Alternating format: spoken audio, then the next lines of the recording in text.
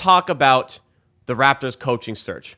Why is it taking so long? And is Adrian Griffin to the Milwaukee Bucks reason for Raptors fans to be concerned?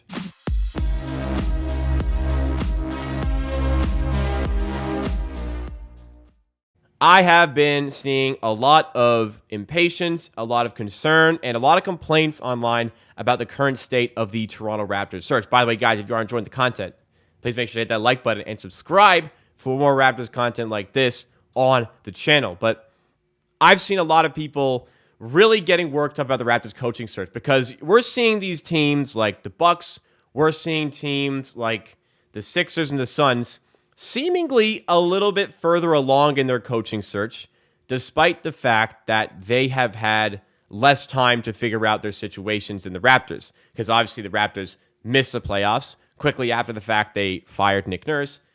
These other teams were in the playoffs, and Milwaukee was a first-round exit. Suns and Philly, they were second-round exits, but they seem a little bit further along. Milwaukee already have their coach. So right after it became clear that Adrian Griffin was the head coach, there was some messages that I saw. I got some personal messages I saw in the Discord we have here for Amateur Sports, which you should join. I saw on Twitter overall that there was just more discontent with the entire situation here. And what are the Raptors going to do? Which I don't quite understand all this concern going around here. It's causing major concern. I don't really think it should be. The Raptors are in a really complicated situation right now. Fans around the team, we're all wondering, we're all asking, what is the direction going to be with this team going forward? And as I mentioned earlier, there's been a lot of conversations about the Raptors recently, and people talking to people within the Raptors organization are saying the Raptors don't even know what they want to do because it's a complicated situation. Are you going to trade Fred or are you going to sign and trade Fred? Or are you going to re-sign him? Are you going to trade Siakam or extend him? Are you going to trade OG or extend him? They don't know. And if they don't know what's going on, how can they hire a coach that is going to fit the needs that apply to this team? How are they going to get the right guy for the job or potentially woman for the job when they don't know what the exact job is going to be? So the Raptors need a bit more time to figure that out. And the coaches don't want to sign up for a project which they don't even know the criteria and the rubric for. So a lot of things are up in the air. But because it is such a difficult situation right now for the Toronto Raptors, why not be patient? Why not be calculated? Why not be measured? Why not talk to every possible candidate? I don't want JJ Redick or Steve Nash to be the next head coach.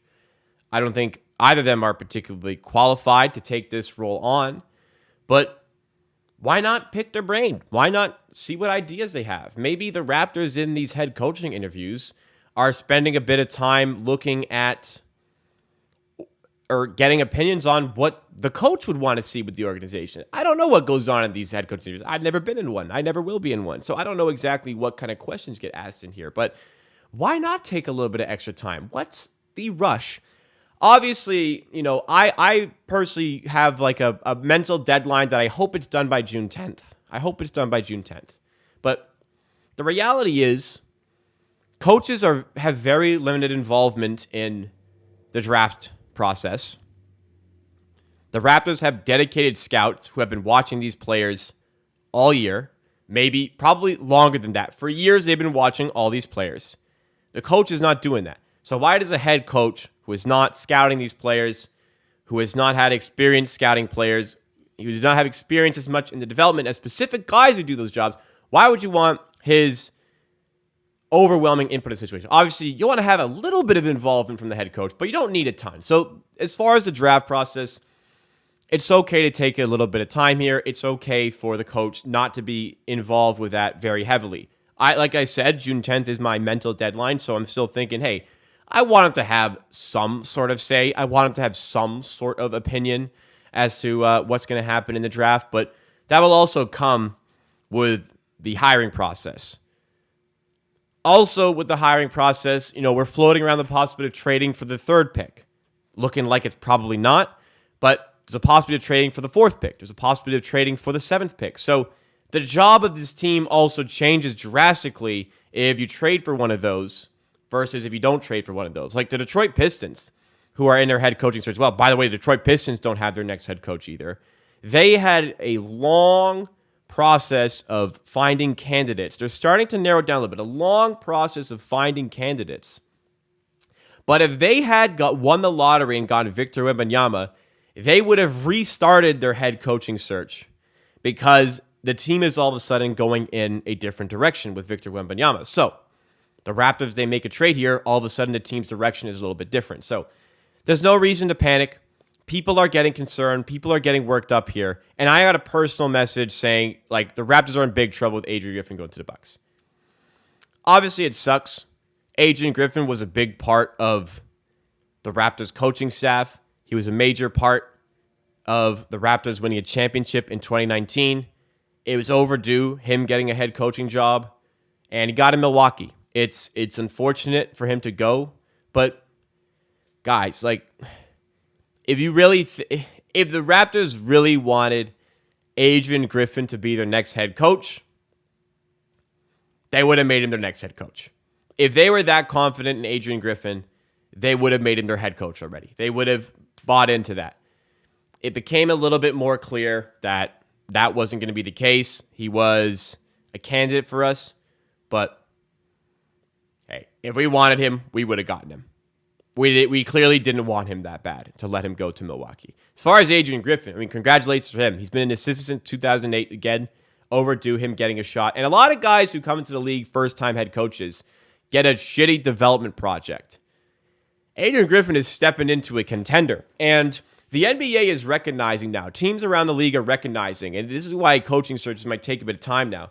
Teams are recognizing that with the cap constraints that are about to be put into the league, put into the way teams are created, it's going to be a lot harder to assemble like the freaking Avengers on your NBA teams. The parity is already very present this season, as we saw, as we are seeing in the playoffs.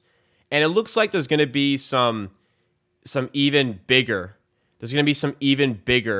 or even greater amounts of parity going forward. So coaching is going to become even more important. Like, I feel like 7-8 years ago, the NBA was in a phase. I mean, Steve Kerr is a great coach. But I felt like we were in a phase where a lot of teams had just 3 superstars, and it felt like you just needed a coach that would make sure everybody got along and just maintain the locker room. But now, like, we're really starting to see the importance of in-game adjustments, especially in the playoffs. And as teams become less separated top to bottom and the skill gap between teams decreases, those small coaching decisions are going to become even more important. So teams are really trying to get this right. It's very interesting that Milwaukee think that Adrian Griffin is their man. Shout out to Coach Griff. Hope he does a great job there, not at the expense of us, but for his sake, I hope he does a good job. But as far as the Raptors coaching search, there are so many great candidates out there still. Like Monty Williams out there, Jerry Stackhouse, Patrick Mutombo, Kenny Atkinson, Becky Hammond, Jordy Fernandez, as people in the chat are alluding to.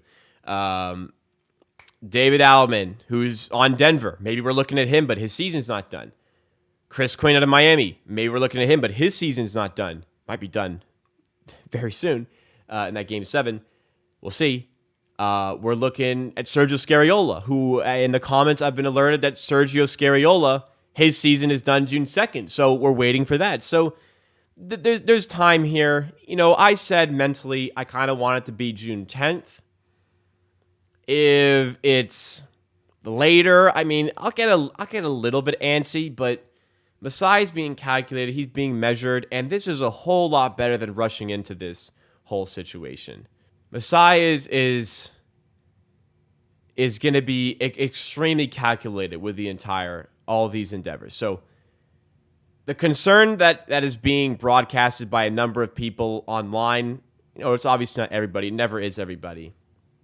I think it needs to be toned down a bit. I think it's just people and fair, and it's fair to feel this way. People are just frustrated with the entire season.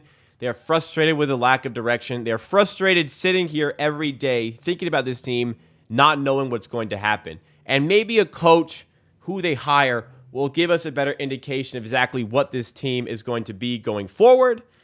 And from that perspective, they want the coach and they just want it done. But losing Adrian Griffin to the Bucks, Raptors won't be panicking.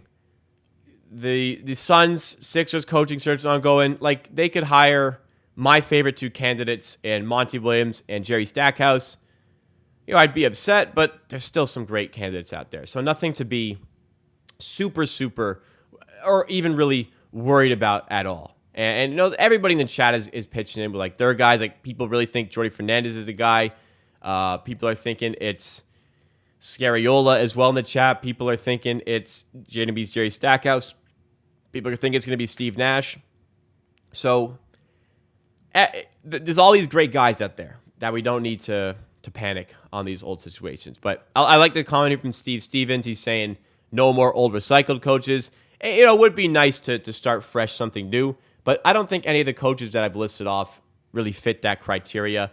Like, Kenny Atkinson is still, as much as he's current Warriors assistant, he's been with the Brooklyn Nets. He's a very modern way of approaching basketball from a coaching perspective, which would be fresh ideas for this team, which I would sort of relish the opportunity to see from. But there's a lot of great candidates here that change the culture, which is exactly what we are looking for. Hooligan Smex talk about Monty Williams with Mutombo as an assistant. That'd be crazy, because Mutombo was his assistant this year. That's actually not out of the realms of possibilities, is it? That'd be crazy. People want, like, what are people looking for? Way Ellis saying he wants a coach that can command the locker room and get respect. And hey, like, Monty Williams could do that. He did that in Phoenix. Jerry Stackhouse, as a seasoned NBA player, 2-time All-Star, no nonsense sort of approaching his coaching style. I think that would work as well. But again, whole lot of other great candidates out there. Doc Rivers, as Steven's saying, is not one of them. I know he's joking, but definitely not going to be looking into there. So as far as the situation, don't panic. Everything's going to be okay. Raptors, we'll keep pushing. We're going to find our guy. It might take a bit of time. We're going to find our guy.